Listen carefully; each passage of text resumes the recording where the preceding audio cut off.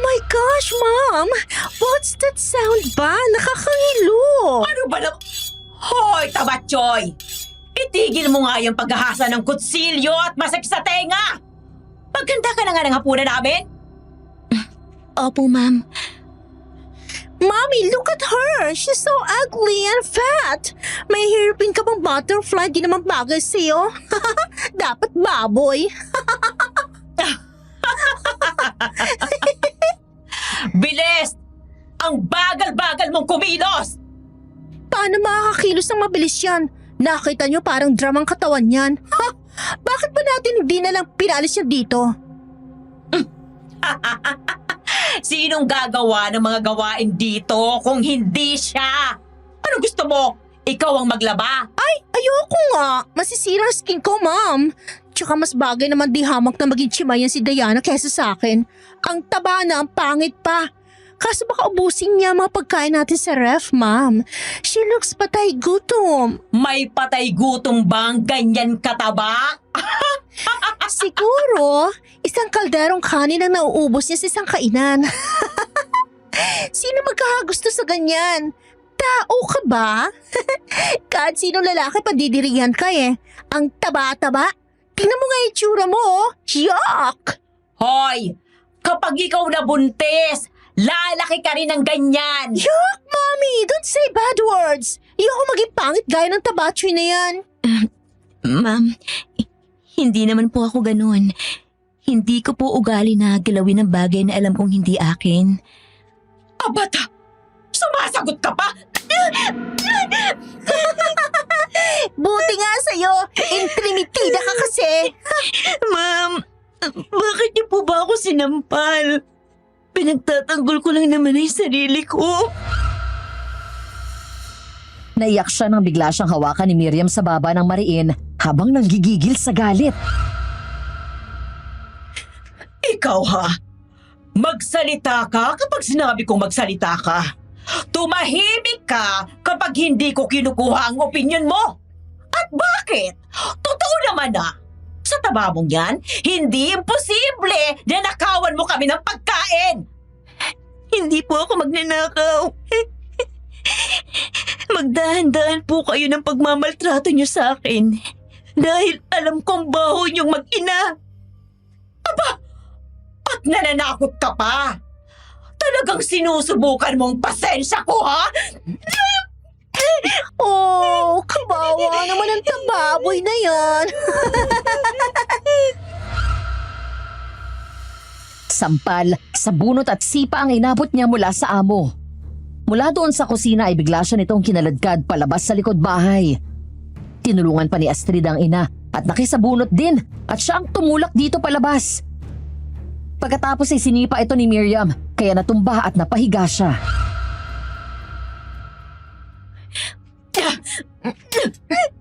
Tama na po, wala naman ako ginagawang masama. Yung anak niyo nga dyan ay salbahe. Hoy! Hindi salbahe ang anak ko! Nagsasabi lang siya ng totoo! Mami, ano yun? Malay ko! Mami, ayun doon! Sino yan?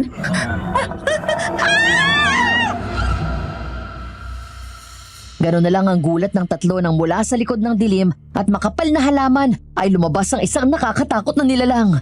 Isang tao, pero ang mukha niya ay mukhang nakakatakot na halimaw. Pagkatapos ay mabilis itong tumakbo palapit sa amin.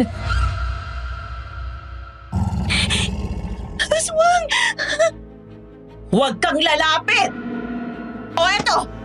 Oh, siya nang kainin mo! Mami, let's go! Let's go, Mami! Mama, tulungan niyo ako, Mama!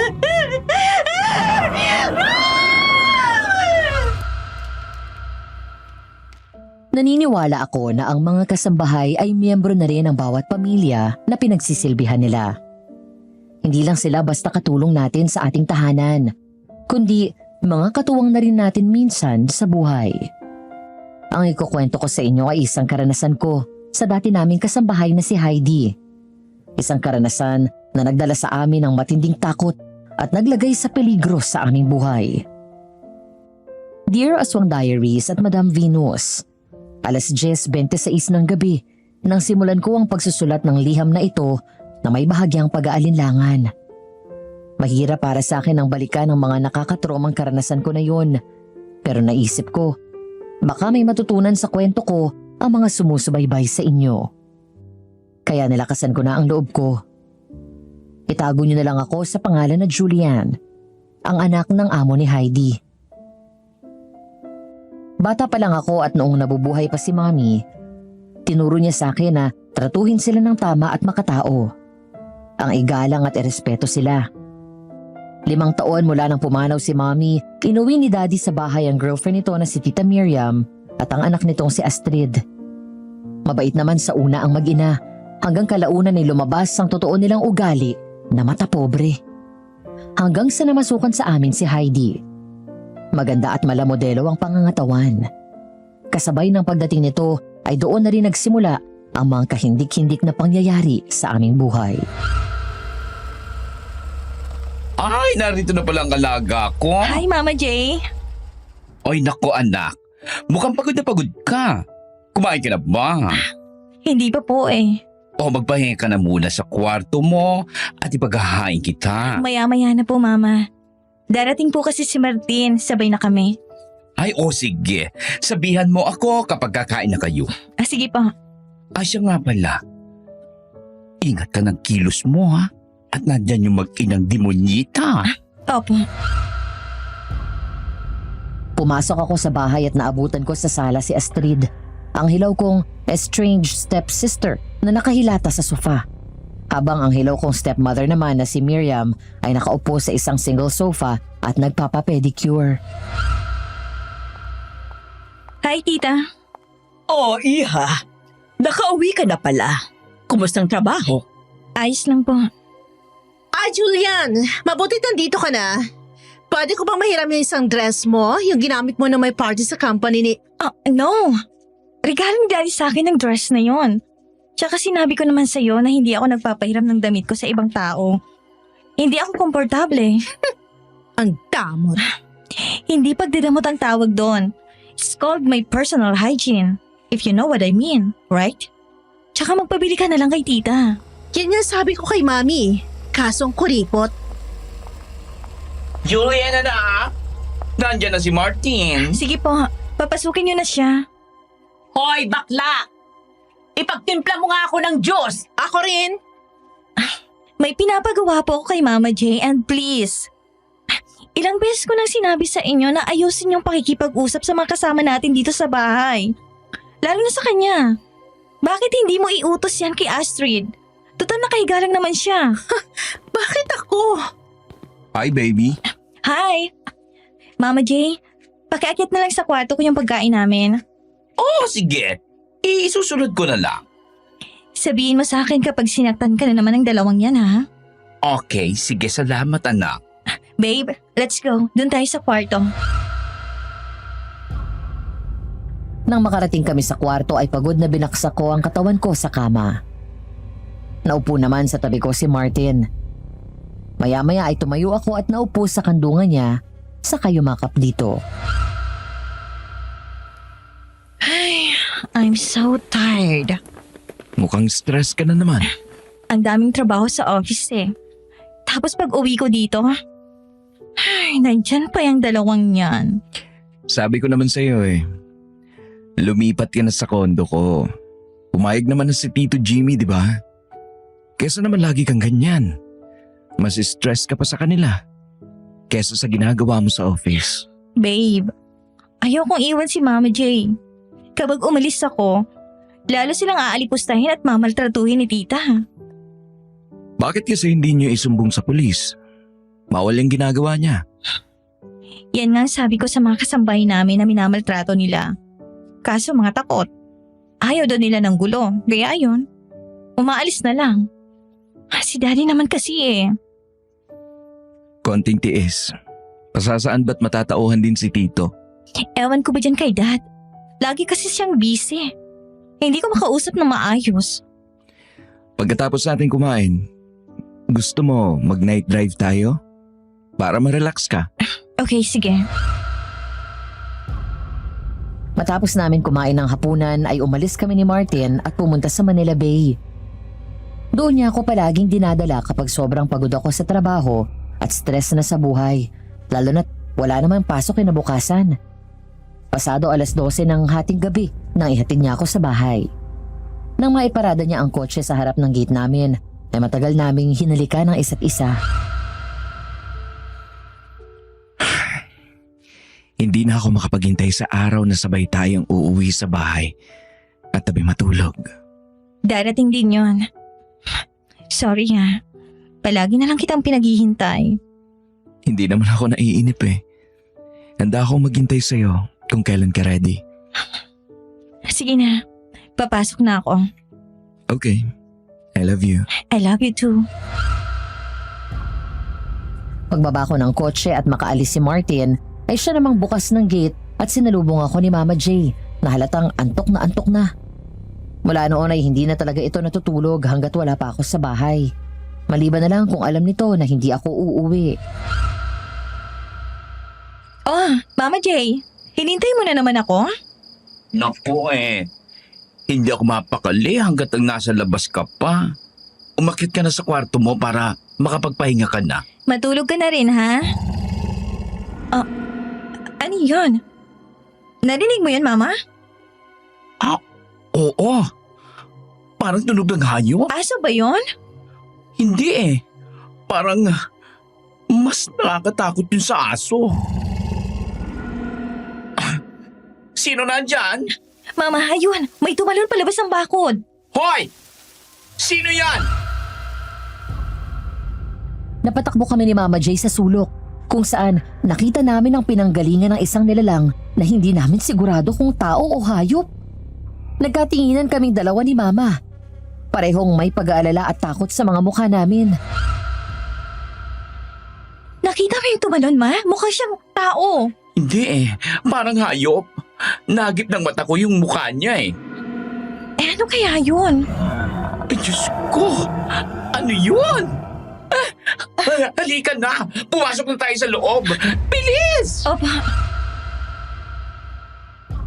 Kinabukasan bandang 8:30 nang bumaba ako mula sa kwarto ko. Nabutan ko na nasa labas ng gate ang mga kasambahay namin, maging si Daddy at Tita Miriam. Kaya naman lumabas din ako at naabutan na nasa labas din ang mga kapitbahay namin.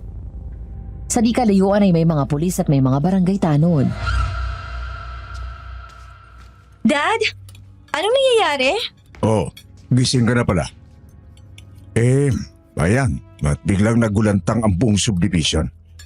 May nakitang bangkay na lalaki ang nasa talahiban. Patay at wasak ang tiyan, nawawala ang mga lamang loob. Talaga? Sino daw ang pumatay? Walang makapagsasabi. Ay ako alam ko. Narinig ko doon sa mga chismosang chimay sa kapitbahay na aswang daw. Aswang? Yun ang sabi nila. May narinig daw kasi silang parang angil na nakakatakot kagabi. Una daw akala nila hayop. Tapos narinig na lang nila na sumigaw ang lalaki. Tapos ayan na. Kawawa naman. Julian, naalala mo? Ganun ang narinig natin kagabi.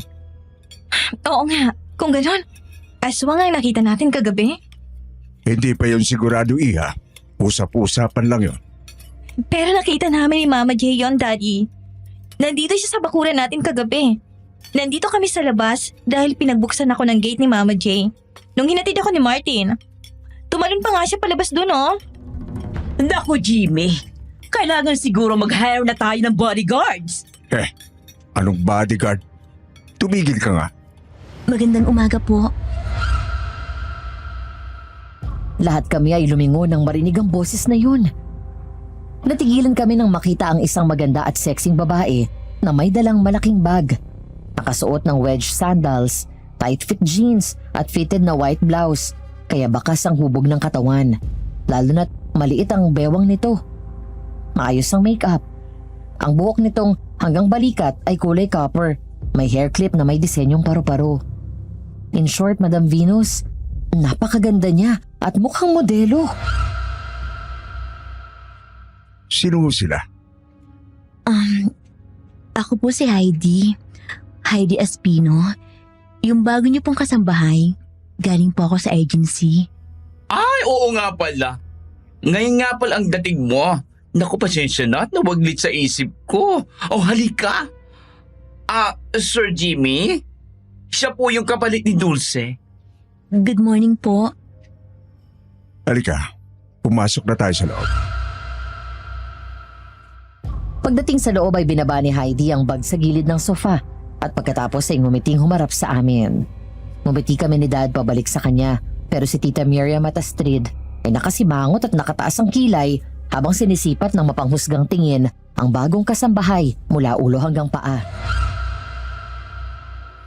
Heidi, sila ang amo natin. Si Sir Jimmy, tapos si Ma'am Julian. Sila ang may-ari ng bahay na ito. Tapos sila Ma'am Miriam, girlfriend ni Sir. At siya naman si Astrid, anak ni Ma'am. Magandang umaga po sa inyo. Taga saan ka, Iha? Taga-Aklan po ako. Magandang dalaga ka, Iha. Sigurado ka pa? Mamamasukan ka ditong kasambahay? Ay, opo. Mahilig lang po talaga akong mag-ayos. Mababa lang po ang pinag-aralan ko kaya ang pamamasukan po ang kinabubuhay ko. Marunong po ako sa lahat ng gawain, sir.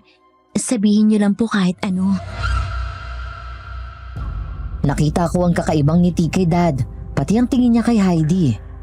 Hindi naman siya babaero nung buhay pa si Mommy. Loyal at faithful siya. But since Mom died, naging coping mechanism na niya na lumabas kasama ang iba-ibang babae para matakasan ang lungkot at pangungulila. Kaya hindi na ako nagulat nung inuwi niya sa bahay si Tita Miriam.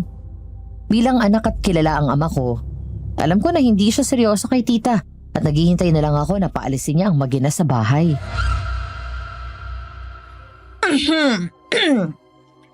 Pinapaalala ko lang na bawal ang malandi dito. Kailangang magaling ka sa trabaho at mabilis sumunod sa iniuutos ko. Ayaw ko sa lahat ay ang patika-tika at mga tatanga-tanga. Maliwanag ba? Opo, maliwanag po. Mabuti kung ganon. Oh, halika na Heidi. Dadali na kita dito sa quarters natin. Naging maayos sa una ang pamamasukan ni Heidi sa amin. Maayos naman itong pinakasamahan ng mga tao sa bahay. Maliban sa mag-ina, nahalata ang matinding insecurity kay Heidi. Isang umaga ang kwento sa akin ni Mama J. Habang wala ako sa bahay, ay naghahanda sila ng mga rekado para sa lulutuin na ulam sa pananghalian. Napansin daw ni Heidi si Astrid na nasa sala at nakahilata lang. Wala bang trabaho si Ma'am Astrid? Wala. Paano mo ninyan dito? Sila ng nanay niya, daig pa ni Juliet. Siya nalihiti mong anak ay nagtatrabaho. Ito mga sampid. Sila pa mga astang senyorita. Sorry. Mukhang masama ang ugali nila. Ay, sinabi mo pa. Pero si Julian at si Sir Jimmy, mababait yun. Si Sir Jimmy, gwapo no? Kahit may edad na. Ay, oo. Healthy living kasi yon. Tapos walang bisyo. Minsan umiinom ng alak pero dito lang sa loob ng bahay. Tingnan mo sa edad niya matikas pa rin ang katawan. Heidi! Hoy! Heidi, halika nga dito! Oh, tawag ka. Ma'am? Kuha mo nga ako na ice cream, bilisan mo. Gusto ko yung chocolate. Opo. Mabilis naman daw siyang sumunod at pumunta sa dirty kitchen kung saan naroon pa ang isang ref at ang flavor ng ice cream na gusto ni Astrid. Napansin daw ni Mama J na parang medyo nagtatagal doon si Heidi kaya sumilip siya. Bahagya siyang nagtaka dahil nakataliko daw ito at parang may binubulong. Heidi, nakakuha ka na ba? Opo. Frozen kasi masyado yung ice cream kaya nahirapan akong kunin. Isang bagay ang napansin ni Mama J. Ito ay kung paano pa simpleng hinalo ni Heidi ang ice cream at may mabilis itong inilagay sa bulsa. Nagmamadali itong lumabas at binigay ang ice cream kay Astrid. Nang hindi daw agad umalis ay mataray nitong tinignan si Heidi. Bakit ang tagal mo? Kukuha ka lang ng ice cream palibasi inuuna mo pa yung kaartehan. Pasensya na po. Siya, layas na! Ano gusto mo, magpasalamat ako sa'yo? Hoy, simbay ka lang dito. Opo. At teka, may tatanong pala ako sa'yo. Magkano paggawa ng mukha mo? Paggawa? Ano pong ibig niyong sabihin? My God, ang bobo. Paggawa, ibig sabihin retoke, tanga. Hindi po ito retoke. Lahat po sa katawan ko mula ulo hanggang paa, tunay at original. Hindi ako naniniwala sa'yo. Okay po. Wala rin naman po akong sinabi na maniwala kayo. Kayo po, retoke ba yung ilong at labi niyo? Hindi natural beauty to. Akala ko po kasi retoke. Parehas po kasi kayo ng ilong at bibig ng kakilala ko na nagparitoke na palpak ang gawa ng doktor kaya baliko. Ganyan na ganyan po ang itsura. Sige po, balik na po ako sa kusina. Sandali. Nakita na ba tayo? Mula sa kinatatayuan ni Mama J, nakita daw nito nang umisi si Heidi bago tumaas ang kilay ng lihim bago humarap kay Astrid. Ngumiti daw ito ng kasywal at inosente. Hindi po, ngayon lang. Bakit ma'am? May naaalala po ba kayo sa akin? Hindi. Wala. Imposible. Kaboses mo lang siya pero hindi. Hindi ikaw yon. Pangit yun tapos ang taba-taba. Tsaka patay na yun Patay? Ano pong nangyari sa kanya? Wala. Sige na, umalis ka na. Isang gabi galing ako sa kwarto at nasa gitna pa lang ako ng hagdan nang marinig kong nagkakagulo sa kusina. Nagmamadali akong bumaba at tumakbo. Pagdating doon, ay naabutan kong hawak ni Tita Miriam si Heidi sa buhok habang may hawak itong damit at galit na galit ang mukha. Si Astrid, hayon at nanunood lang habang nakangisi. Di ba kabilin-bilinan ko sa'yo na ingatan mo ito dahil isusuot ko ito bukas? Ma'am, sorry po. Anong nangyayari dito? Itong babae na to Inutusan kong plansyahin ang damit ko pero tingnan mo! Sinunog! Napakatanga! Inutil! Tita, tama na yan! Huwag kang makialam dito, Jillian! Oo nga naman. Hayaan mo na si Mami. Sa halip na makinig ay hinawakan ko ang kamay ni Miriam ng mahigpit hanggang sa bitawan nito si Heidi. Mabilis itong tumakbo at nagtago sa likod ko habang pinukul ako ng madrasta ko ng masamang tingin. Kahit kailan ka talaga pakialamera ka? Bakit mo ba ako laging kinokontra sa pagdidisiplina sa mga katulong na yan? Hindi pagdidisiplina ang tawag sa ginagawa mo. Minamaltrato mo sila. Wala kang pakialam sa gusto kong gawin sa kanila. Asawa ko ng daddy mo. May karapatan akong magdesisyon kung anong gagawin ko dito sa bahay na to. Correction, tita. You are not my father's wife. Hindi kayo kasal. You're just his woman. Mistress ka lang niya na binahay. Kung meron mang may karapatang magdesisyon dito, ako yon. Dahil ako ang anak dito. Punyeta kang babae ka? Sige, Mami. Bigyan mo ng leksyon ang babaeng yan. Akma akong sasampalin nito nang lalo ko pang nilapit ang sarili ko at hinamon sila habang pinangdidilatan ko ito ng mata. Nanginginig ang kamay nito at hindi tinuloy ang kanyang balak na saktan ako. Ngumisi ako pero sa gitna ng pagtatalo namin, nakuha ng damit na hawak nito ang atensyon ko. Sige, tita. Sampalin mo ako. Ituloy mo. Dahil sa oras na dumampi ang palad mo sa mukha ko, sakali ko'y pupulutin. At itong damit na to, Akin yan. sa mami ko ang damit na to. Di ba kabilin-bilin na namin ni Daddy na wag mong pakikialaman ng walk-in closet ni Mami? Sa akin to. Ate Heidi? Totoo bang sinasabi niya? Po? Ano po, ma'am? Sabi lang sa akin to Pinakuha po niya sa akin. Hindi ko po alam na bawal kumuha ng damit doon. Sabi po kasi ni ma'am, sa kanya daw po yun. Ate Heidi, etong tandaan mo mula ngayon ha. Walang pwedeng pumasok at kumuha ng damit ni Mami sa walk-in closet niya. Naiintindihan mo? Opo, ma'am. Ilak mo ang pinto. Tapos ibigay mo sa akin ang susi. Opo, ma'am. Sorry po ulit kung nasira ko yung damit. Huwag mo nang isipin yon. Sabi nga ni Mami, damit lang to. Pwedeng palitan. Kalagitnaan ng gabi, habang himbing akong natutulog, ginising ako ng tunog ng isang malakas na nabasag na salamin. Nakiramdam ako pero nawala rin yon maya-maya. Dahil sa pag-aakala na maaaring nagkamali lang ako ng narinig, muli kong pinikit ang mga mata ko. Wala akong kaalam-alam na may nakapasok na pala sa loob ng bahay. Ayon sa napag-alaman ko, himbing na natutulog at mag-isa sa kwarto si Miriam, habang si Daddy naman ay nasa ibang bansa ng panahon na yun. Dahan-dahan bumukas ang pinto at pumasok ang isang nilalang na may mahaba at matulis na kuko sa paa.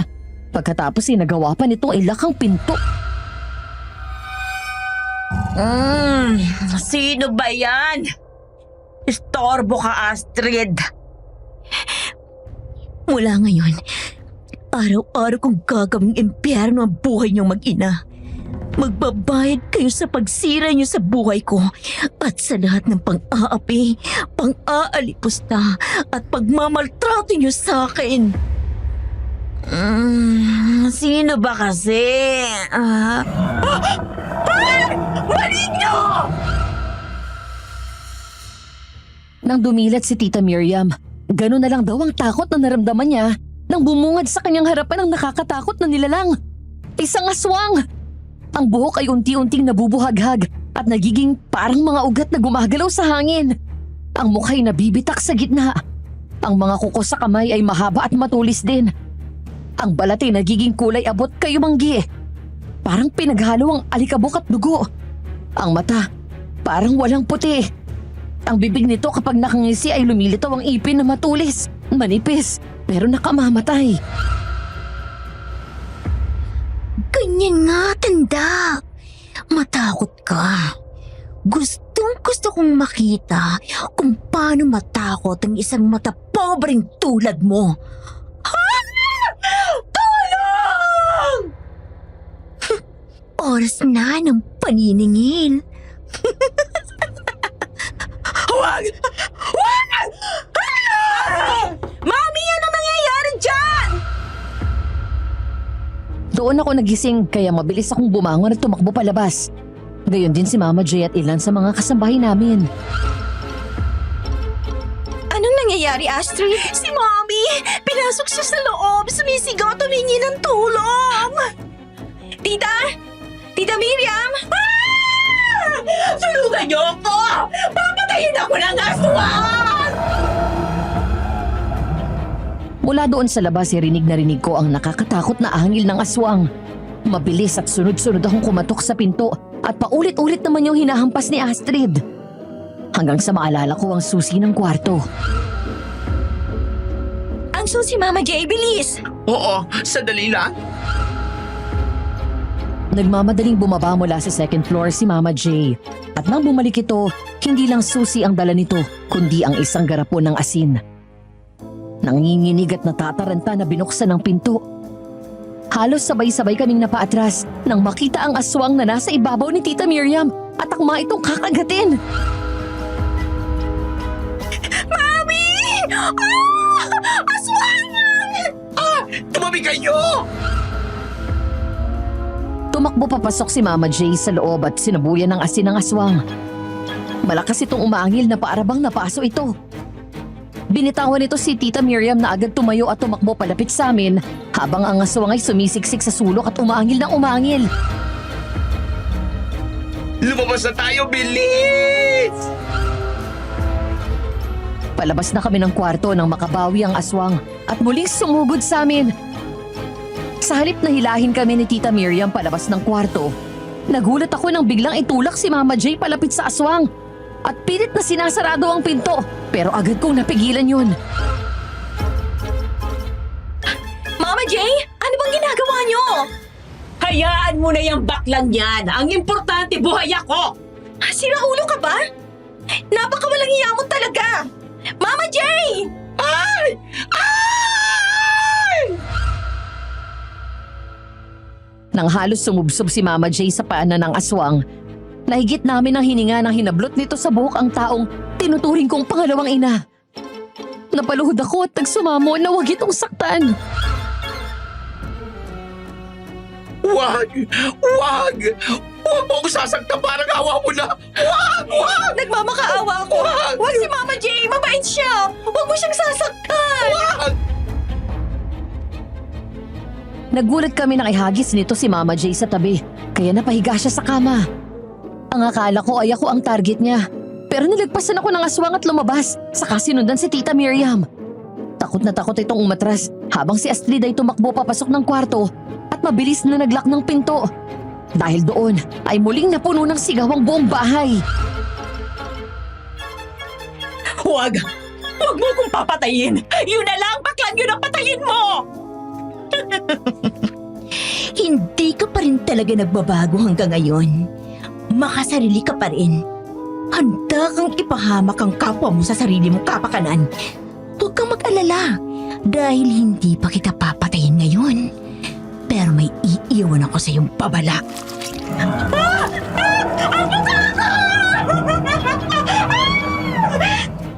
Magkikita pa tayo. Itong tatandaan mo. Nakamasid ako sa bawat galaw mo at unti-unti kitang papatayin hanggang ikaw mismo ang lumuhod sa harapan ko at magmakaawa para sa buhay mo!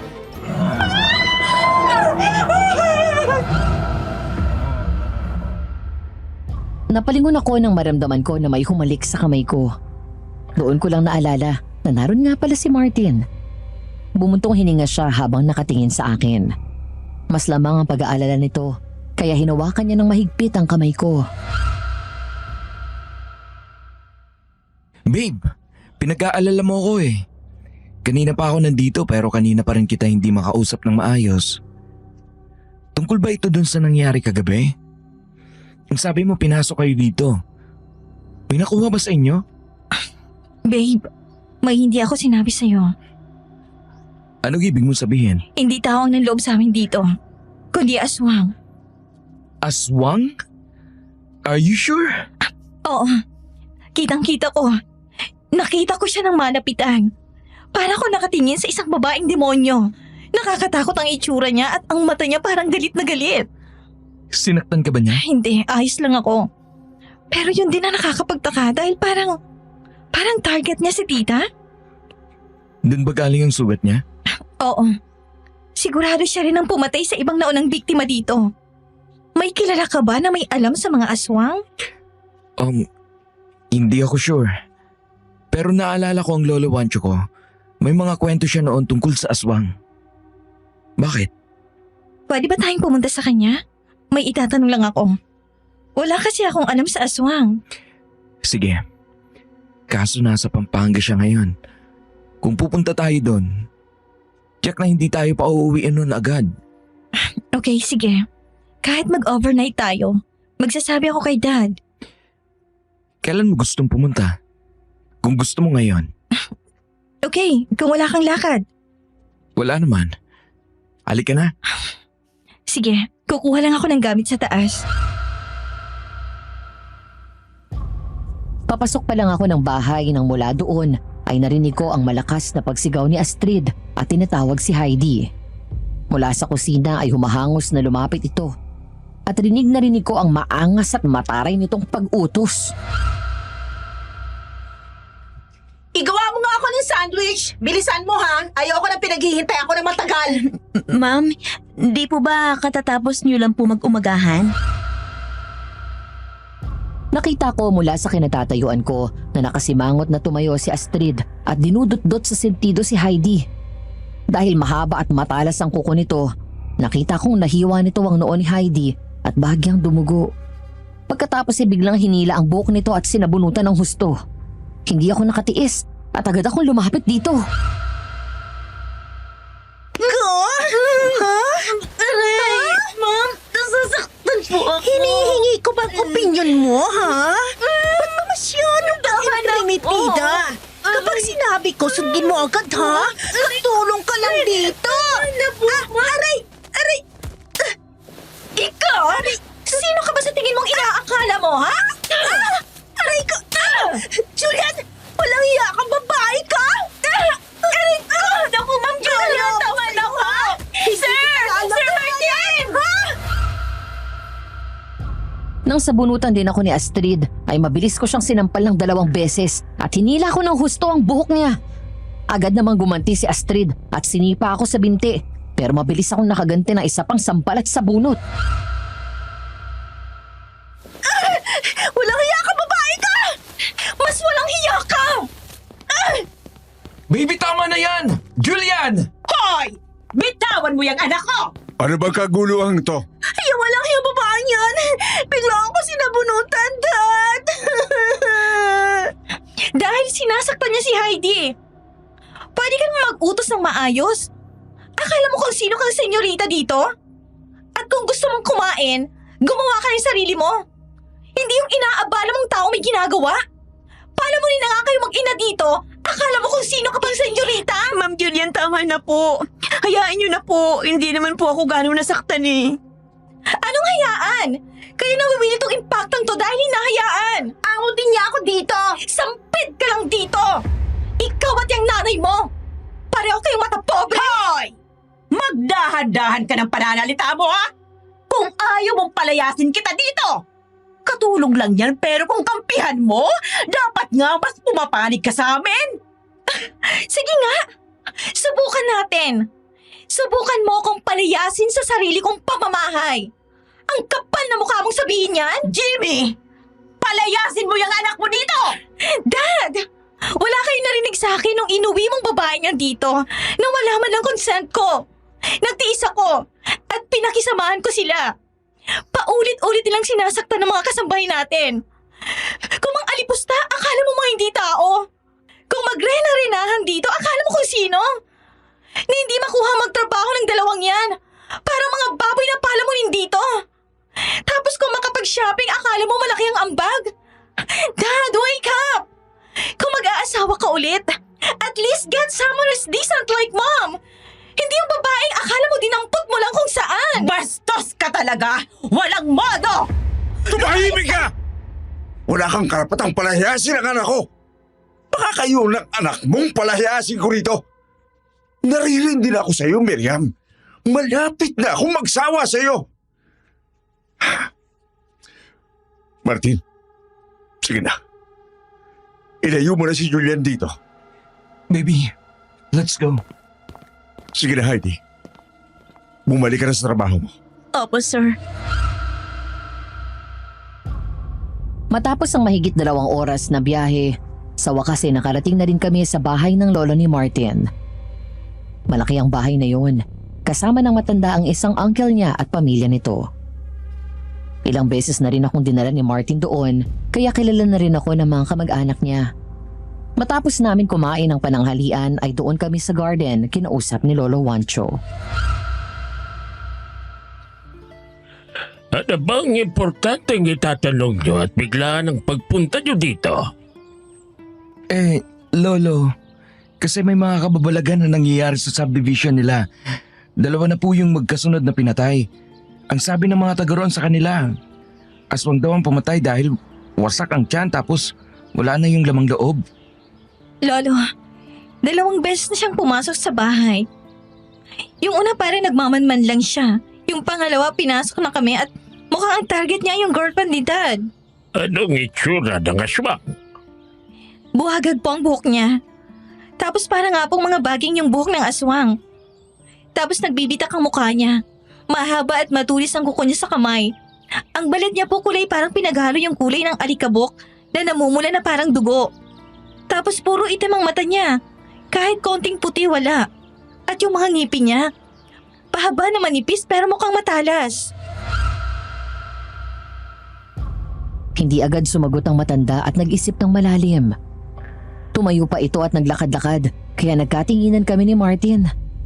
Tumanaw pa ito sa labas ng bakuran at ginala ang mga mata sa bukirin na nasa harap ng bahay. Kalunsay? Kalunsay? Ano po yun, Lolo?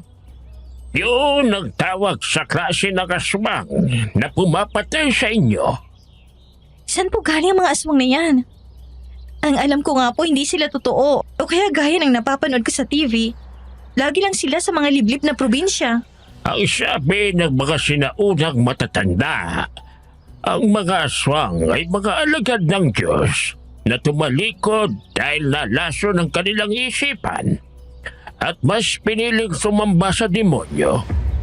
Para silang mga kabuti, nagsulputan at nagkaroon ng iba't ibang lahi. Karaniwan sa mga probinsya matatagpuan ng mga aswang. Pero ang sabi sa kanila na malakas ang loob ay mas pinipiling manirahan sa Maynila at nakikihalubilo sa mga tao. Sa umaga, ginagaya nila tayo, normal at anong tao. Hindi mo malalaman na aswang sila, lalo na kung hindi mo susuriin ng mabuti. Paano ko po malalaman kung aswang ng kaharap ko at hindi tao? Kung nasa paligid mo lang ang pinaghihinalaan mong aswang, pansinin mo kung kumakain siya ng kasabay nyo.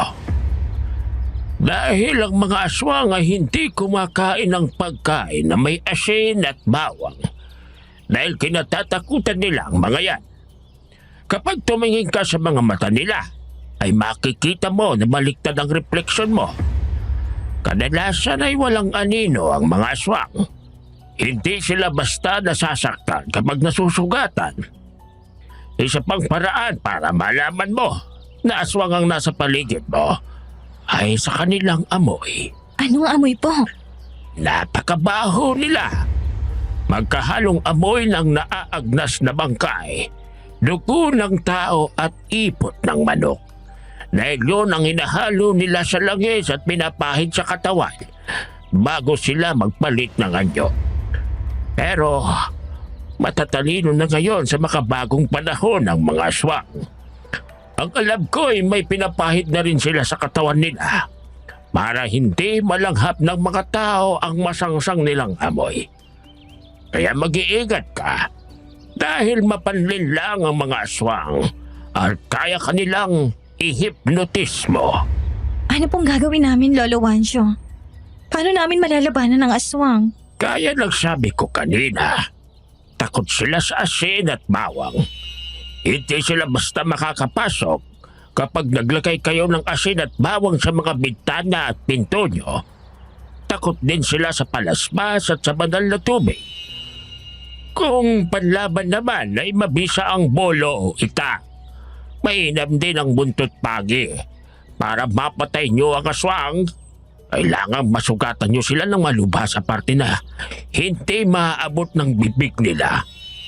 Dahil kaya nilang hilumin ang sugat nila sa pamamagitan ng kanilang laway, lalo na kung mababaw lang ang sugat. Lolo, saan po kami makakahanap ng buntot pagi? Meron ako. Ibibigay ko sa inyo ang isa. At kung may buntis man sa inyo, ilayo nyo. Dahil mabango sa pang-amoy ng mga aswang ang buntis. Asa nga pala, kapag naitaboy nyo na ang aswang at tuluyan siyang umalis o napatay, huwag niyong kakalimutang magtuob. Para siyang ritual, magsusunog kayo ng mga halamang gamot sa isang bao para itaboy nyo ang masamang espiritu. Paano kung hindi naman po ako ang target niya? Ang mga aswang kapag nagutom, kahit sino ay kakainin nila. Hindi dahil nakaligtas ka sa una, ibig sabihin ay magiging kampante ka na. Lalo na ang mga kalunsay. Kilala sila na mabagsik at wala silang awa kung pumatay. Maabilidad din sila. Gaya ng ibang aswang, kapag nagutom sila, ay papatay sila lang tao. May atraso ka man sa kanila o wala. Tatandaan ko po lahat ng sinabi niyo. Nagkatinginan kami ni Martin at mula sa likod ay niyakap niya ako sa liig. Pagkatapos ay pinaling niya ang mukha ko, saka matagal akong hinalikan sa labi. Parang tinangay ng hangin ang pag-aalala ko dahil sa aswang. Huwag mo munang isipin ang tungkol sa aswang, okay? Hanggang bukas naman tayo dito eh. Mag-relax ka. Ako bahala sa'yo. Mamayang gabi, aalisin ko yung stress mo sa kwarto. Okay. Habang naroon ako sa Pampanga, wala akong kaalam-alam na may nangyayari ng paulit-ulit sa bahay. Ang kwento sa akin, habang himbing na natutulog ang lahat, nagising daw si Mama J para magpunta sa banyo. Pabalik na sana siya sa kwarto nang may marinig siyang kaluskos mula sa sala. Kaya naman pinuntahan niya yon para tignan kung may ibang gising bukod sa kanya. Nasa kusina na siya at paliko na papunta sa sala nang bigla siyang bumuelta pabalik. Yung aswang! Alam kong nariyan ka. Diyos ko po! Ano gagawin ko? Mamili ka. Magkunwari ka na hindi ako nakita o isusunod ko ang pinakamamahal mong si Julian.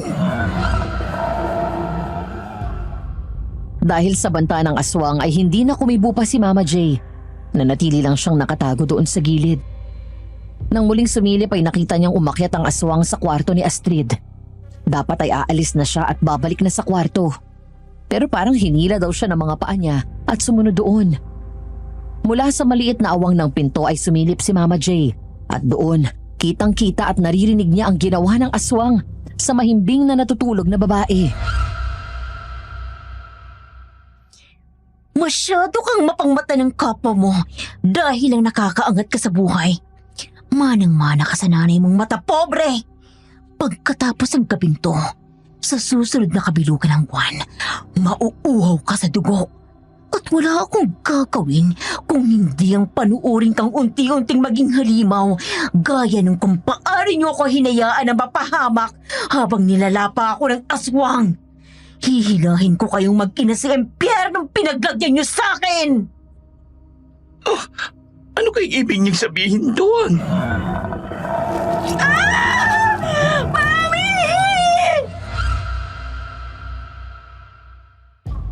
Nagmadaling tumakbo pababa si Mama J at walang lingon na bumalik sa kanyang kwarto. Hindi alam kung anong nangyari sa aswang at kung saan ito dumaan. Ilang sandali pa ang lumipas, halos mapatalon sa gulat si Mama J nang may kung anong kumalabog sa labas. Pagkatapos ay narinig ang mabigat na yabag ng paa na naglalakad kasunod ng nakakatakot na mahinang tawa ng aswang. Dahan-dahan itong binuksan ang pinto at sumilip. Biglang nanlaki ang mga mata ni Mama J nang makitang magpalit ito ng anyo at naging tao. Ikaw!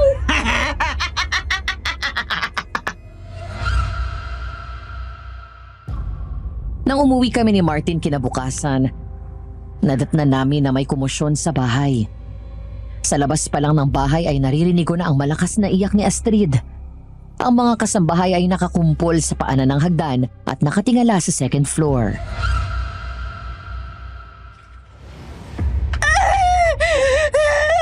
Sakit! Mami! Heidi, anong nangyayari dito? Naku, ma'am. Pinasok na naman tayo ng aswang dito. Ngayon naman, kinagat niya si Ma'am Astrid dito sa tagiliran. Halika, tingnan natin. Tumakbo kami ni Martin paakyat. Nang sumilip kami sa kwarto ni Astrid, nakita namin ang isang doktor na ginagamot ang sugat nito. Habang wala itong tigil sa kakaiyak, agad lumingon sa amin si Dad at Tita Miriam. Anak, mabuti at umuwi ka na. I heard what happened. Anong sabi ng doktor? Wala pa. Dahil hindi pa tapos ang panggagamot niya. Nagulat ako nang galit na galit akong sinampal ni Miriam pagkatapos sinabunutan. Mabilis na umawat si Daddy at Martin. Nagpumiglas ako at lumaban. Bigla kong sinabunutan din ito at hinila ko ang buhok kaya napaupo ito sa sahig.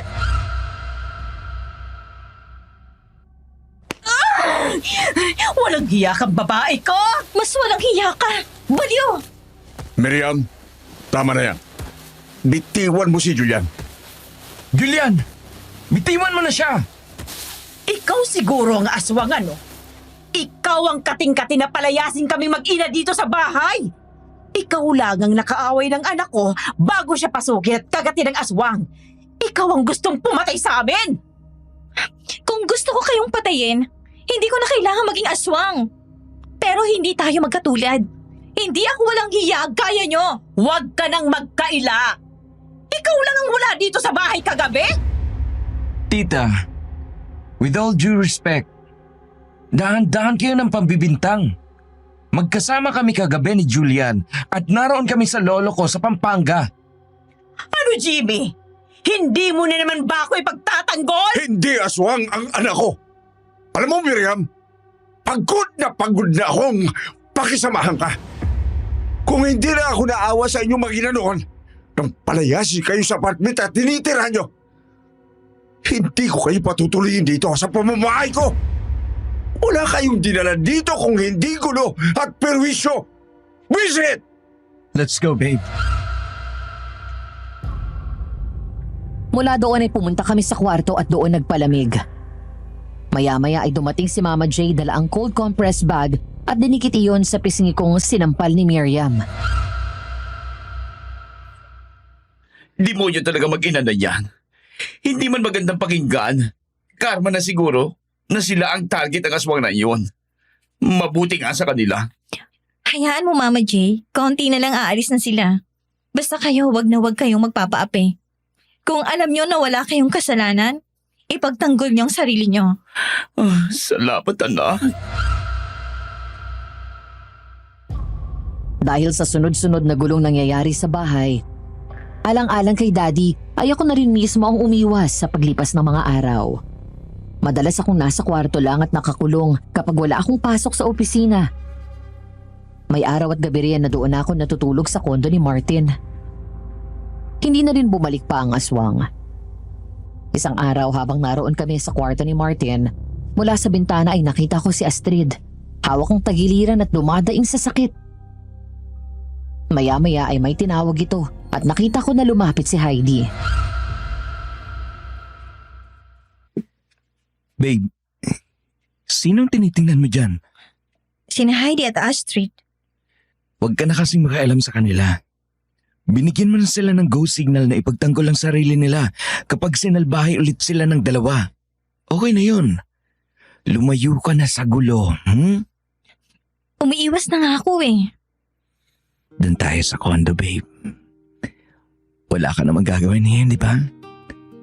Doon ka ulit matulog. Anong sabi mo? Wala ka na naman sa sarili mo eh. Iniisip mo pa rin ba ang aswang? Sabi mo hindi na bumalik. Oo nga. Pero babe, may isa pa akong iniisip eh. Ano yun? Di ba may nangyari sa atin doon sa Pampanga? Oo. Magulo kasi ang isip ko ng panahon na yun. Kaya nakalimutan ko. Pero, hindi ako safe ng araw na yun. At maglilimang araw na akong delayed. Buntis ka? Hindi ko pa alam. Tara! Bumili tayo ng pregnancy test kit. Tapos tingnan natin sa bahay. Huwag ka munang ma-excite dyan. Hindi pa nga tayo sigurado eh. Ay, baby! Ano ba?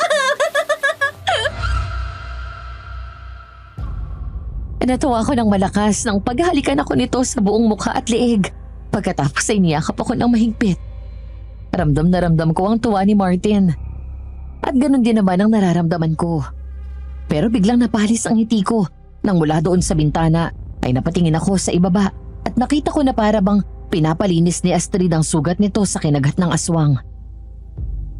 Isang bagay ang pinagtataka ko. Parang hindi gumagaling yun. Dinala na siya sa iba't ibang doktor pero walang nakapagpagaling doon. Lalong nagsalubong ang kilay ko nang habang hindi nakatingin si Astrid. Kitang-kita ko na dumura ng laway si Heidi sa gasa na hawak nito. Pagkatapos ay yun ang tinapal nito sa sugat ni Astrid. Ano? Let's go? Sige, sandali lang. Magbibihis lang ako. Tapos may kukunin lang ako sa walk-in closet ni Mami. Hindi ko na pinansin pa ang ginawa ni Heidi. Nang mga panahon na yon ay inisip ko na lang na gumaganti lang ito sa pananalbahesa sa kanya. Nang lumabas ako ay sakto namang dumaan si Mama J. Habang magkausap kami, nakita ko si Dad na pumasok ng library office nito. Lalo akong nagtaka nang makalipas ang ilang sandali. Ay sunod namang pumasok si Heidi sa loob ng office. Mama J, bakit parang hindi ko nakikita si Tita Miriam? Nako, may appointment doon sa dermatologist niya. At pinapatignan yung peklat niya sa muka. Tapos diretso yata yun sa airport dahil pupuntahan yung kaibigan niya sa Bacolod. Ay, Mama, din muna ulit ako kay Martin. Sasama ako sa kanya pa uwi. Oh, sige. Ako naman ay maglilinis dito sa kabilang guest room. Matapos kong kunin ang kailangan ko sa walk-in closet ni Mommy, agad akong bumalik sa kwarto ko, nagbihis at nag-ayos. Balak namin mag-date muna ni Martin bago umuwi sa kondo niya. Makalipas ang 30 minutes, lumabas na kaming dalawa ng kwarto. Pagsilip ko sa baba, nakita ko na lumabas si Heidi na inaayos ang damit at buhok. Agad akong nagtago nang lumingon ito sa paligid. Wala pang 5 minuto ang lumipas nang sunod na lumabas si Dad na inaayos ang zipper ng pantalon bago tuluyang lumabas ng bahay at umalis. Ay, Dad, eto ka na naman. Aalis ka, ma'am? Oh my gosh, ate! Bakit ka nanggugulat? Ang bilis mo namang nakarating dito. Kanina parang andun ka lang ah. Hindi kita narinig na umakyat. Sorry po. Wala po akong suot na tsinelas eh. Maglilinis po kami ni Mama J dito sa second floor. Okay, sige. Aalis na kami. Ang bango mo naman, ma'am. Mabango? Ay, hindi naman ako nagpabango eh. Nasusuka kasi ako sa amoy. Sa hindi ko may paliwanag na dahilan ay biglang nangalisag ang balahibo ko nang hawakan ni Heidi ang tiyan ko at marahan akong hinimas. Nang tumingin siya sa akin ay dobling takot ang naramdaman ko nang makita ko ang kakaibang ngisi. Isang nakakatakot na ngiti na minsan ko nang nakita. Mag-iingat po kayo lagi lalo na may gumagaling aswang sa labas.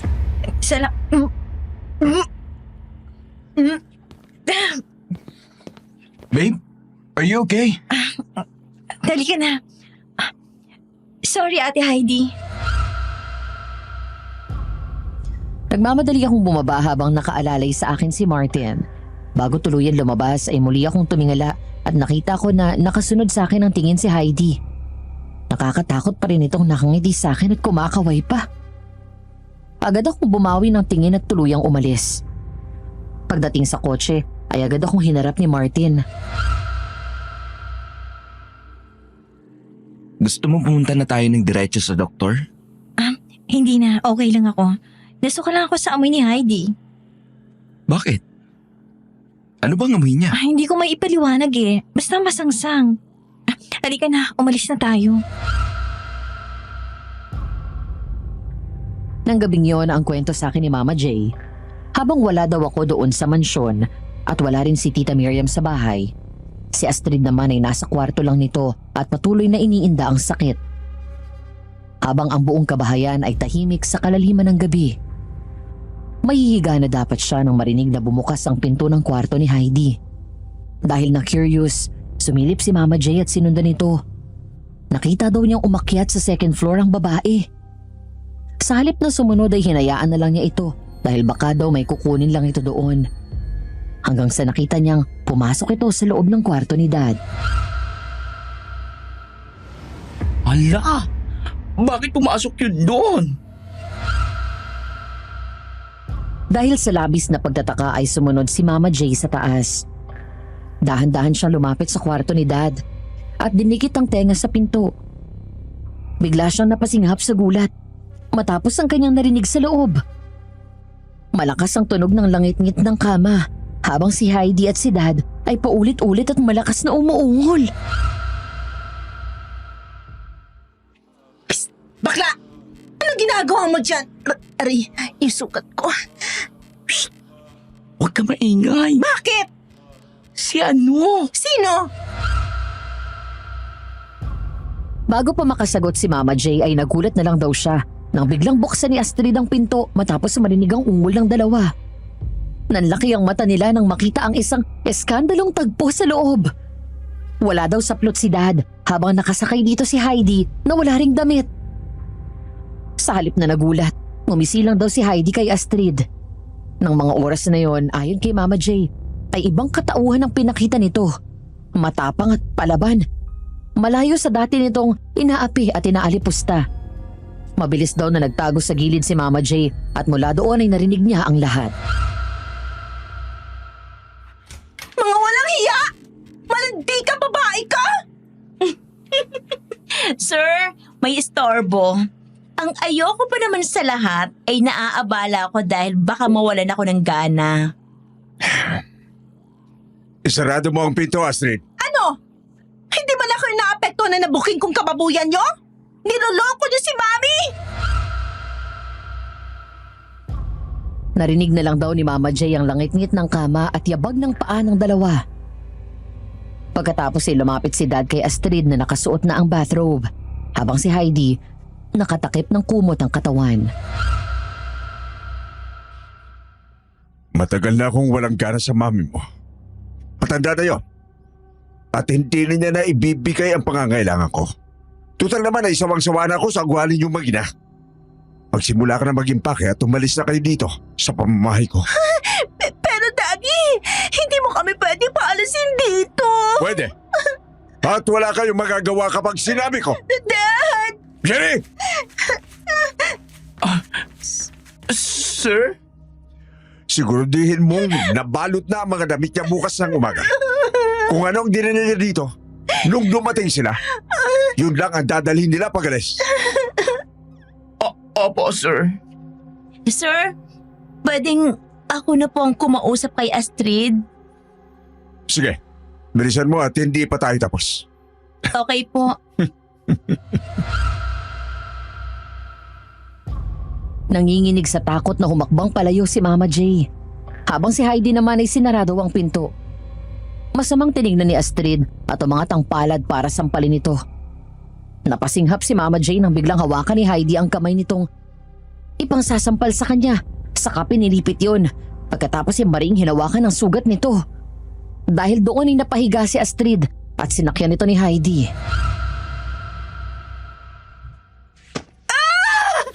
Masakit! Aray ko! Mga panahon sinasaktan niyo ko. Pinagbibigyan ko lang kayong dalawa dahil gusto kong makipaglaro sa inyo. Dati kayo ang taya. Ngayon ako naman. Ipapakita ko sa inyo kung paano ako makipaglaro. Uumpisahan ko sa pagbawi ng lahat na meron kayo. Marangyang bahay, pera, at posisyon sa bahay na to. Sa akin na ngayon si Jimmy at wala nang magagawa ang nanay mo. Pero huwag ka mag-alala. Hindi ko kayo paaalisin basta dito. Dahil may gagawin pa tayong dalawa. Bukas ng gabi sa kabilugan ng buwan. Sisirain ko ang buhay nyo gaya ng pagsira nyo sa buhay ko. Nanakawin ko sa inyo ang lahat na meron kayo gaya ng pagnakaw nyo sa lahat ng meron ako doon. Wala kaming atraso sa'yo! Ang dali mo namang makalimot, Astrid. Dahil ako, tandang-tanda ko pa ang lahat. Kapag nagsumbong ka sa mami mo tungkol sa nakita mo ngayon, papatayin kita. Hindi ako magsusumbong! Nang tumayo si Heidi at lumingon kay Mama J, muli na naman daw niyang naramdaman ang pamilyar na kilabot nang magtama ang kanilang paningin at nakita ang nakakatakot at nalilisik na mga mata nito. Para daw itong demonyo nang umisi. Sabay senyas sa kanya na huwag maingay bago muling pumasok sa loob. Heidi, matagal ka pa dyan? Nandiyan na po, sir!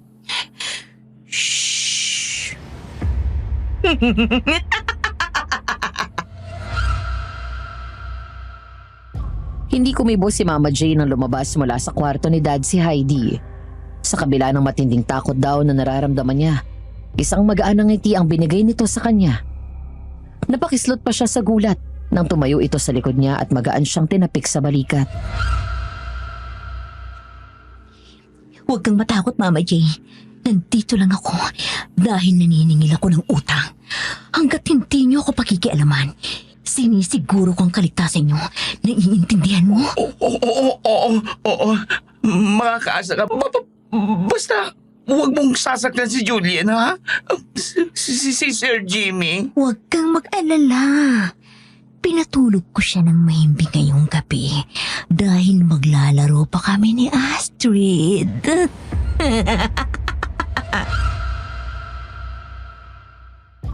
Nagmamadali daw na tumakbo si Mama J at nagtago. Sinundan niya ng tingin si Heidi nang lumabas. Nang dumaan ito sa tapat ng bintana, nanlaki ang mga mata niya nang muling masaksihan ang pagbabago ng anyo nito. Mula doon ay nakita niyang umakyat sa pader ang aswang na tila papunta sa kwarto ni Heidi. Sa kabila ng kasamaan ng ugali ni Astrid, naisip ni Mama J na balaan pa rin ito kaya tumakbo siya paakyat sa kwarto nito. Pero bago pa makakatok, naabutan niyang bahagyang bukas ang pinto at nakita ang aswang na nasa teres. Habang si Astrid nakahiga at nakatalikod habang kausap ang ina. Mami, kailangan mo umuwi bukas sa bukas din. Dahil huling-huli ko si Heidi at Dad. May relasyon sila. Niloloko kanila, Mami. Marami na masyadong madlon sa plano natin. Kay Julian palang hirap na tayo. Tumagtag pa tong malanding Heidi na to. Mami, kailangan nating madaliin ang lahat. Kumuha ka na ng tao para sirain ang preno ng sasakyan ni Julian. At yung si Heidi, katulong lang yon kaya madaling dispatchahin. Ayoko mapakampante dahil mukhang may alam siya tungkol sa atin. Oh my gosh! Mami, yung aswang! Mami, naririnig ko yung aswang! Babay na! Kita ni Mama J na kahit hirap kumilos dahil sa sugat nito sa tagiliran na hindi gumagaling, agad itong bumangon mula sa kama. Nang humarap ito sa teres, napasigaw ng malakas si Astrid nang makita ang anino ng aswang sa labas. Umatras siya nang tuluyang pumasok ito sa loob. Kitang-kita daw ni Mama J ang labis na takot ni Astrid. Malayo sa ugali nitong mata pobre at mapagmataas. Huwag ka lalapit!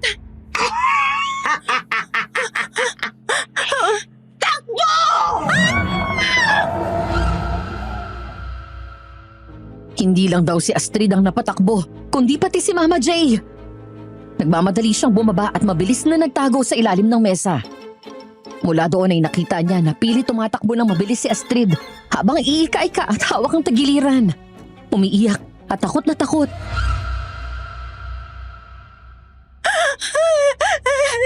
Mami! Tulong! Tulungan niyo ako! Sa sama ng ugali mo, sa tingin mo ba may tutulong sa'yo? Lahat ng tao dito, sinusuka kayong mag-ina. Mami!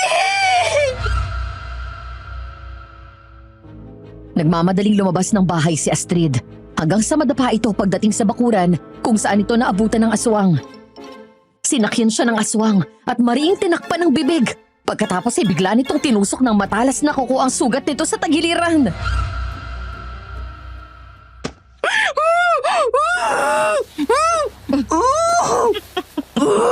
Ganyan nga, Astrid.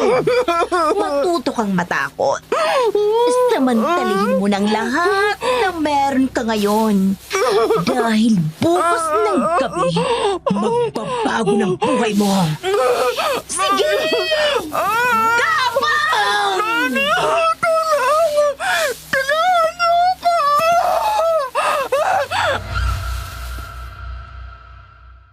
Pinanood daw ng aswang na gumapang ito sa damuhan palayo.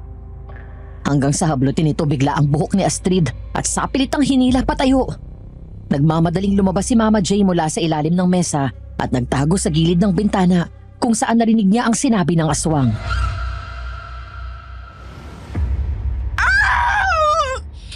Gagawin kong impyerno ang buhay mo mula ngayon!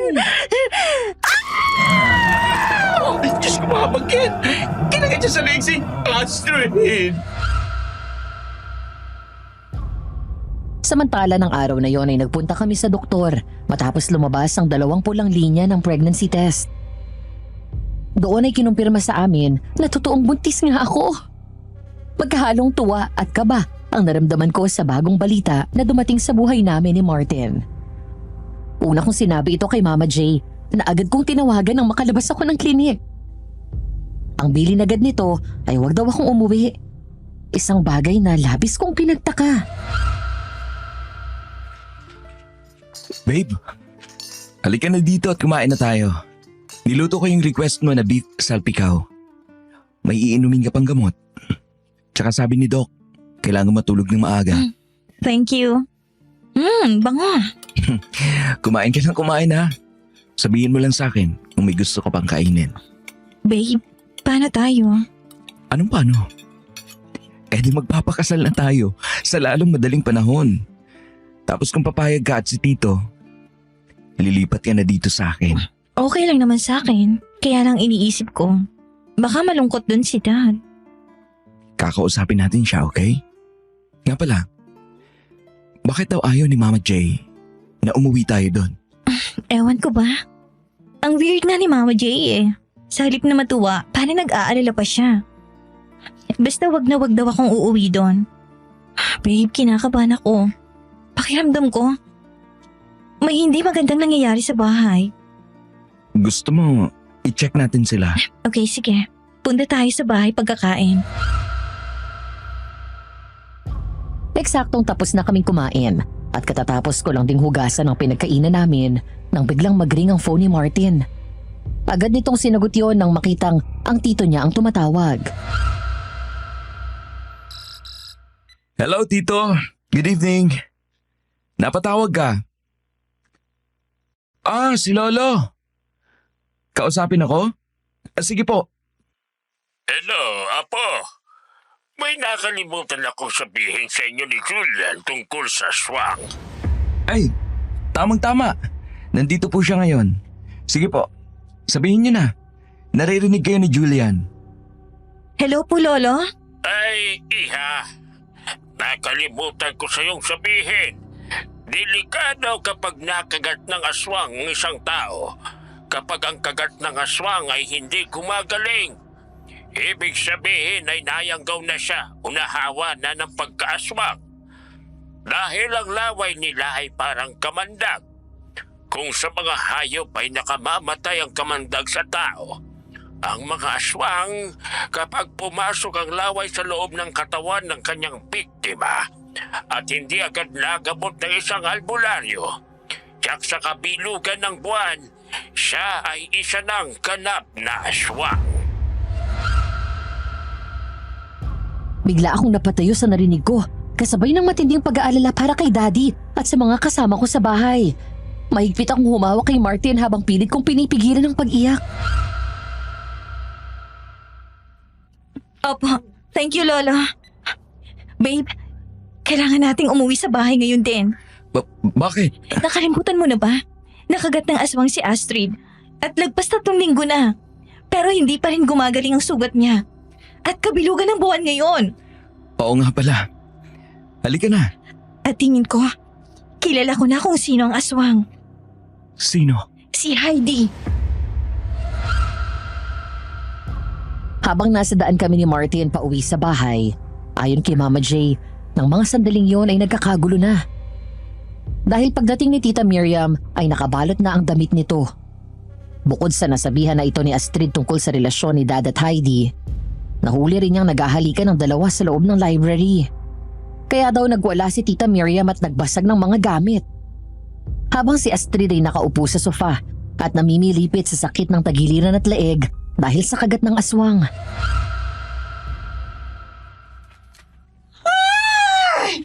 Hindi ako papayag na ipagpalit mo lang sa mababang uri ng babaeng yan! Ipagpapalit mo lang ako sa katulong pa? Nahihibang ka na! Wala akong pakialam sa estado niya sa buhay. Mas mainam ng katulong siya. Kahit pa paano nagtatrabaho. Kayong mag-ina, wala na kayong ginawa mula nang dumating dito kung hindi maglustay ng pera ko, kumain at matulog. Sawang-sawa na ako sa iyo, Miriam. Hindi ko na kaya ang kasamaan ng ugali mo. Hindi mo ako basta papalitan! Pwede ba? Tumahimik ka na dahil wala ka na rin magagawa. Mula sa araw na ito, ay hiwalay na tayo. Ang asikasuhin mo, itong anak mo. Mami, tulong! Sir, si Astrid po. Anak! Anong nangyayari sa'yo, anak?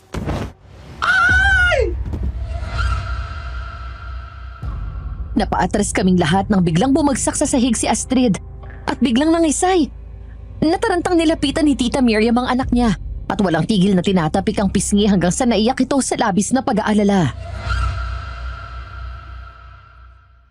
Anak! Oh, Diyos ko, anak! Anong nangyayari sa'yo? Tulungan niyo ako! Tulungan niyo ako! Kahit dalhin mo siya sa ospital, wala na rin silang magagawa. Huli na para isalba mo ang anak mo! Anong ibig mong sabihin? Mama Jane, Sir Jimmy, hindi ko kayo gustong saktan dahil naging mabait kayo sa akin. Magtago muna kayo. Lahat kayo magtago! Anong ibig sabihin nito, Heidi? Halina po kayo, sir. Ayaw man ni Dad ay pilit daw itong hinila ni Mama J paakyat sa second floor. Sa halip na pumasok sa kwarto ay sumilip sila at mula doon ay nakita nila ang mga sumunod na nangyari. Habang nangingisay si Astrid sa sahig, biglang nilapitan ni Heidi si Miriam at sinunggaban sa buhok, saka hinila patayo at sinampal ng malakas.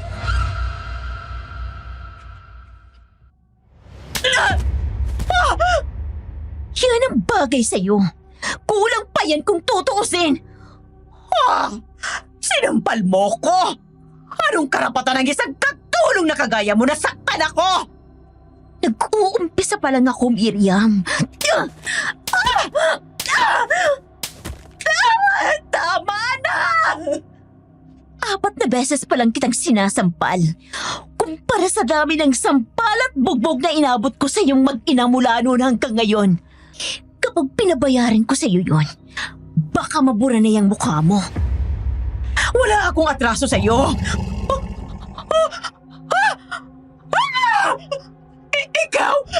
Ikaw ang aswang! Sa harap mismo ni Miriam ay biglang nagpalit daw ng anyo si Heidi at naging aswang. Ang aswang na ilang beses sumalakay at nagtangka sa mag-ina ay walang iba kundi ang maganda at sexy naming kasambahay. Biglang umurong ang tapang ni Miriam at mabilis na umatras at sumiksik sa sofa.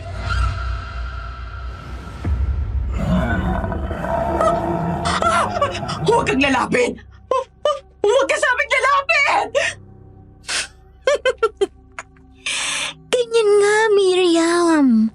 Matuto kang matakot sa karamang nasa harap mo ngayon. Dahil ngayong gabi, ako nang maniningil sa lahat ng kasalanan mo sa akin! Wala akong atraso sa iyo! Meron! Malaki! Marami! Nakalimutan niyo na ba ang babaeng mataba at puro tagyawat na ginawa niyong alila sa sarili niyang pamamahay?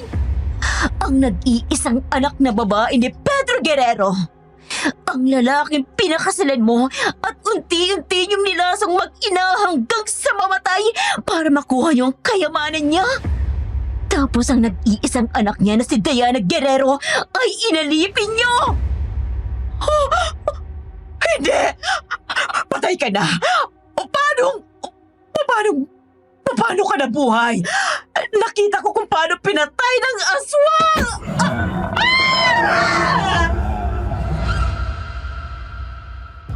Biglang sinunggaban ni Heidi ang leeg ni Miriam at sinakal ito gamit lamang ang isang kamay at inangat sa sahig. Ang kwento ni Mama J, kitang-kita nila ang matinding galit sa mga mata nito. Mga galit, bunga ng mahabang panahon ng pang-aapi at pang-alipusta. Oo, namatay ako ng gabing yon, pero binuhay din ako ng aswang na kumagat sa akin at makalipas ang ilang linggo. Sa pagsapit ng kabilugan ng buwan mula nang nakagat ako, naging ganito na ako. Isang nilalang na hayok sa dugo at laman ng tao. Isang aswang at talunsay na puno ng galit at puot sa puso.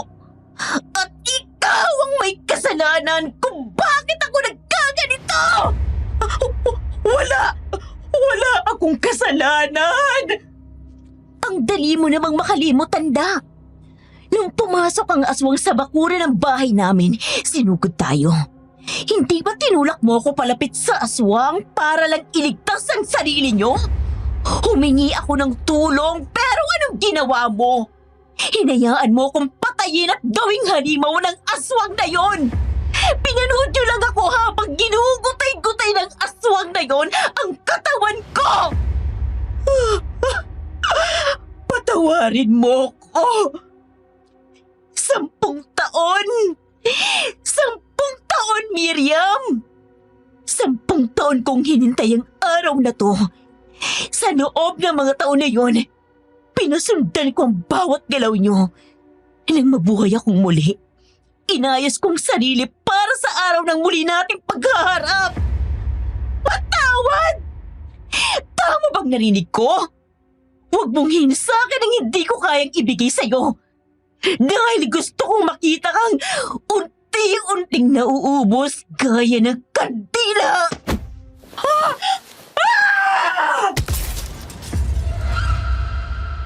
Nagulat daw sila Mama J nang biglang ihagis ng aswang si Miriam at tumama ito sa display cabinet bago bumagsak sa sahig.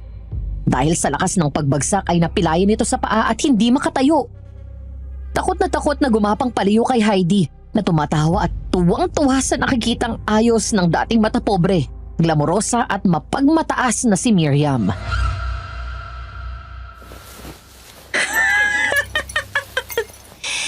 Sige! Gapang, Miriam! Gumapang ka gaya ng mga dumang pinagdidirihan mo. Gustong-gusto kong nakikita ang takot na yan sa mukha mo.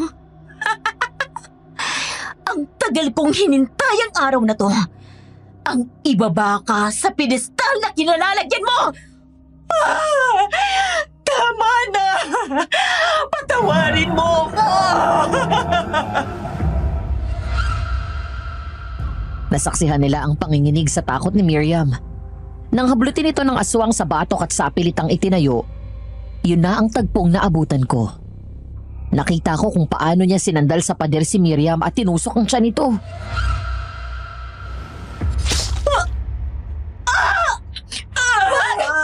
Heidi, tama na! Agad humarang sa harap ko si Martin habang nasa likod nito ang isang itak na binigay sa amin ni Lolo Wancho.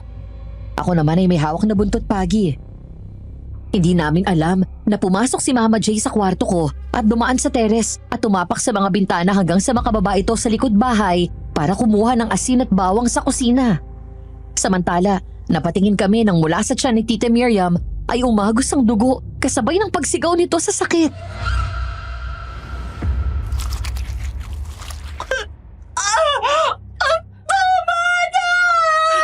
Kapag pinatay mo siya, para mo na rin siyang pinataka sa mga kasalanan niya. Nang ganun kadali. Hindi ba masyadong madaling kamatayan? Sa dami ng mga kasalanan niya sa'yo. Ang tagal kong pinangarap na patayin siya ng sarili kong mga kamay! Mas makakamit mo ang katarungan sa ginawa niya sa'yo kapag ipinakulong mo siya. Para ano? Para sa huli makalaya rin siya? Matanda na siya. Tsak na sa kulungan na rin siya susundain ng kamatayan niya. Napalingon kaming lahat nang makitang dahan-dahang nagpalit ng anyo si Astrid at nagiging aswang. Natulala si Miriam kasunod ng pagsigaw nito nang makita sa ganung ayos ang anak nito.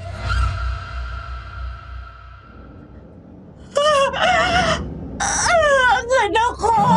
Astrid! Ang anak ko! Mami! Anong nangyari sa akin? Bakit ako naging aswang? Hindi! Ano tong itsura ko? Sa tuwing inuutusan mo akong igawa ng pagkain, sinisiguro ko na nilalagyan ko ng laway ko ang pagkain mo at ang sugat sa tagiliran mo. Ginawa mo akong aswang! Tama! Dahil gusto kong iparamdam sa inyo kung anong naramdaman ko habang nilalapa ako ng aswang at wala kayong ginawa para iligtas ako. Ngayon, walang magagawa ang nanay mo sa tuwing magpapalit ka ng anyo at mauhaw at magutom ka. Wala siyang magagawa sa tuwing gusto mong kumain ng tao habang buhay kayong mabubuhay sa takot! Sumugod si Astrid. Pero mabilis nakaiwas si Heidi at nagawa nitong ibalibag sa sahigang kalaban. Bigla nitong pinunas ang kamay sa dugo ni Miriam na nasa sahig at pinahid yun sa bibig ni Astrid. Tuluyang nawala sa sarili si Astrid. Tinulak nito si Heidi at tumakbo palapit sa amin. Pero bago pa ako mahawakan ng aswang, ay sinalubong ito ng sipa ni Martin. Nagugutom ako! Gusto ko ng pagkain! Martin! Ang buntot pagi!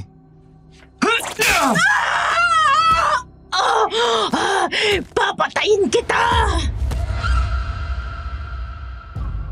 Muling sumugod sa amin si Astrid na tila nawala na ng tuluyan sa sarili. Lumaban si Martin at nagawa nitong saksakin ng aswang sa tiyan kaya lalo itong sumigaw. Mula sa likod ko ay biglang sumulpot si Mama J at sinabuyan ng asin ng aswang. Kasabay ng paghagupit muli dito ng buntot paagi. Umatras ito dahil sa takot pero agad ding nakabawi sabay sugod. Nagawa nitong hawakan sa braso si Martin at hinagi siya sa sofa. Nang makita ako nitong tumakbo palabas ng bahay ay agad akong sinundan ng aswang. Napadapa ako sa damuhan nang maabutan ako nito doon sa garden. Julian! Ikaw, ang gusto kong kainin. Mabango ka. Akin na yung bata sa tiyan mo. Astrid! Gumising ka! Huwag mong gawin to! Huwag ang baby ko! Nagugutom ako! Huwag! Martin! Biglang umangil ng malakas si Astrid at sinunggaban ako sa leeg. Pero bago ako tuluyang makagat nito, ay may biglang sumaksak sa likod ng aswang. Nakahinga ako ng maluwang nang makita si Martin. Sinipa nito ang aswang palayo sa akin at agad akong inalalayang tumayo. Pagkatapos ay nagmamadali kaming pumasok at nag-aalangang sinalubong ako ni Daddy. Anak, nasaktan ka ba? Hindi po gaano. Nakita mo ng anak mo, Miriam? Habang nabubuhay siya, pagkain ang tingin niya sa mga tao. Kahit ikaw na ina niya. Hayop ka! Ginawa mong halimaw ang anak ko! Bakit? Hindi ba't kayo rin ang dahilan kaya ako nagkaganito? Bumabalik lang ang multong kayo rin mismo ang may gawa. Ano bang akala mo? Habang buhay yung matatakasan ng lahat? At yung ginawa mo kay Daddy, hindi ba't yun din ang plano niyang gawin kay Jimmy? Kaya nagpupumilit kang pakasalan ka niya? Narinig ko lahat ng usapan niyo mag-ina. Nag-aalala kayo dahil nararamdaman nyo ng palalayasin na kayo dito at masisira ang plano nyo!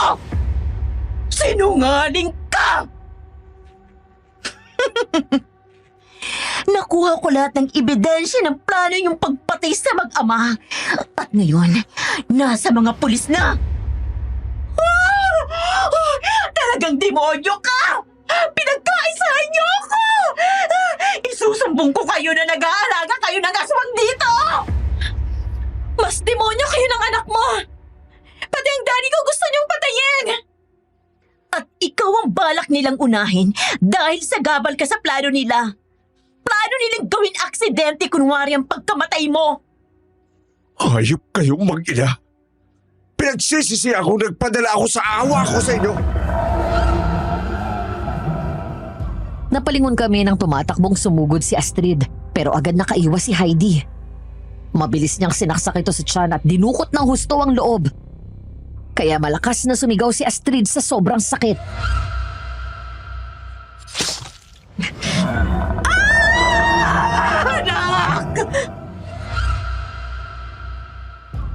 Sinipa ni Astrid si Heidi kaya nakabitaw ito mula sa kanya.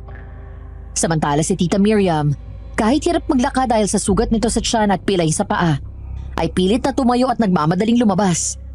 Maya-maya ay humahangos ito palapit, hawak ang itak, sabay saksak sa likod ng aswang na tumago sa puso.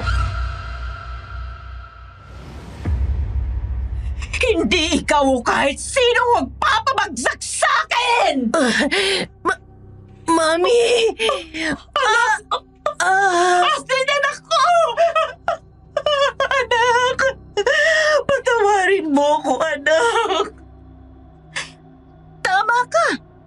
Hindi kita sinubukan pabagsakin dahil gusto kong ikaw mismo magpapabagsak sa sarili mo! Astrid! Anak ko! Patawarin mo si Mami! Hindi ko sinasadya!